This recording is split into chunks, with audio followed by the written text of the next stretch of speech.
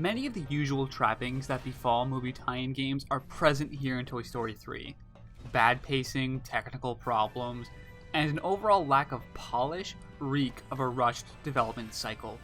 But for all of its flaws, Toy Story 3 does a lot of interesting things that still might make it worth your time. The 4-hour campaign will have you playing as either Woody, Buzz, or Jessie, loosely following the story of the movie it's based on. More often than not, your character is designated for you based on the level that you're in, but there are exceptions where you could swap between all three for some team-based levels and puzzles. Most of the time, you'll either be running, jumping, or shooting your way through the levels, sometimes doing all three within one. There is some seriously good variety here. Take a look at this Buzz level, for instance. You open up with an on-rails shooter section, then move into a more traditional platforming section as you jump between the asteroids. Then, you have a 2D side-scrolling section, and finally cap off the level with a boss fight. Almost all levels have that sort of diversity from beginning to end. It's a shame that they also all share one of the game's major problems, and that's bad pacing. The levels here are far too long, with lots of padding filling up your time. It's a 4-hour campaign that features 8 levels, but it would have been much better as a 4-hour campaign that had 11 to 12, and taken away all the slow sections where you carry super heavy objects for really long distances. The poor pacing is exemplified even further by inconsistent checkpoints, potentially causing you to lose many minutes of time spent. A lot of these deaths won't feel like your fault too. Occasionally fixed camera angles will mess up some of your jumps, and some of the execution that the game expects of you seems far too precise for what the control scheme can accomplish. This platforming section in Bonnie's level took me far too many tries to complete, although thankfully the game doesn't have a limited lives system or any other game over nonsense, so feel free to try as many times as it takes.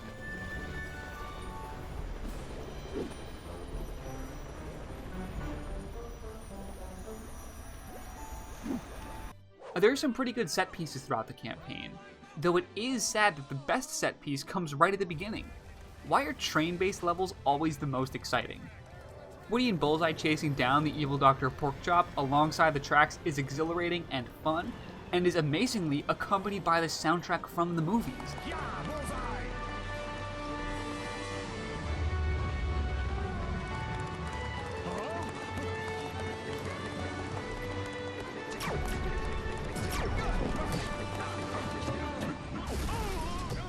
This must be one of the first licensed games I've ever played where the game was accompanied by the movie's official score, and the overall experience is much better for it. The tracks unique to the game are also solid as well, with some high-energy punk music that feels something right out of a Sonic game in some of the minigames here. Each of the 3 main characters has their own platforming ability that is unique to them.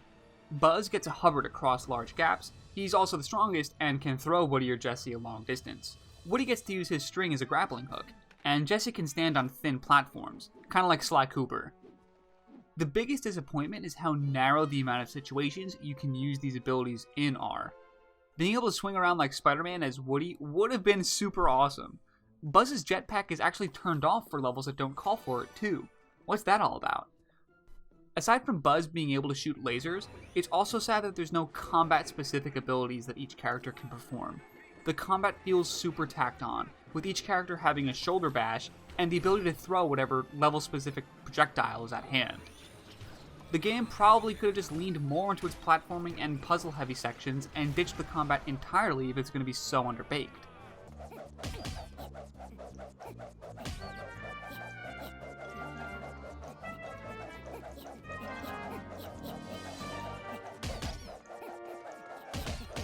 It's also worth noting I experienced some small technical issues throughout my playthrough. Some voice lines would be strangely absent in cutscenes, or so low in volume that they would be drowned out by the music. Also, all of the button prompts displayed as numbers rather than buttons on the controller. It's worth noting that I'm playing the PC version. I guess I should be glad it has controller support at all, given that the game was released back in 2010. The final level of the game feels like a proper way to both tie it back to the beginning and send it off to the future. You play in Bonnie's imagination, with a villain of her own construction, to mirror the first level being Andy's imagination. It's a fun passing of the torch to the next generation. It's such a shame then that the final cutscene that plays after this feels incredibly rushed and nowhere near long enough. The ending was without a doubt underwhelming.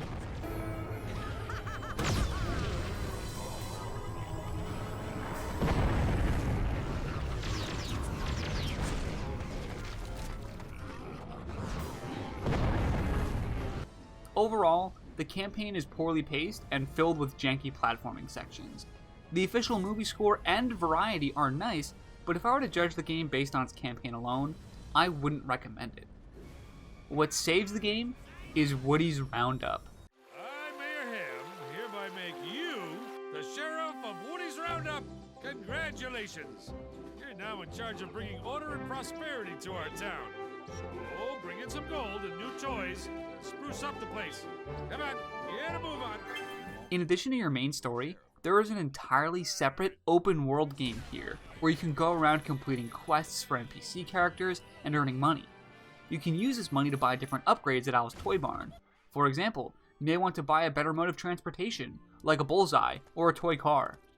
Buying one of these will open up additional challenges, such as races or other tasks that involve you riding said vehicle. Some of the purchases you make will often open up entirely new levels that feel like their own story campaign level.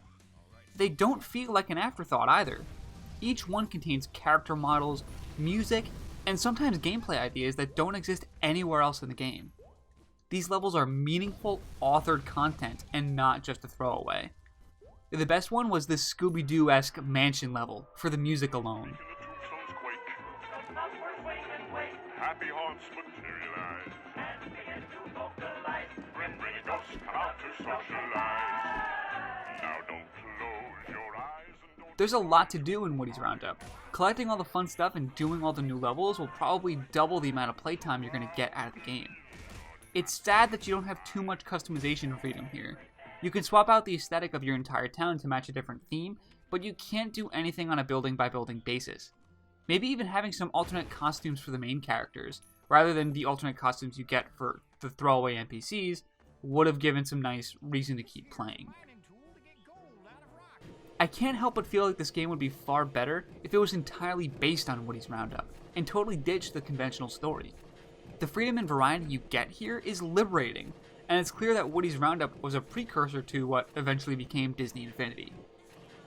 Toy Story 3 has its problems, but the problems are probably worth looking past if you're a fan of the property.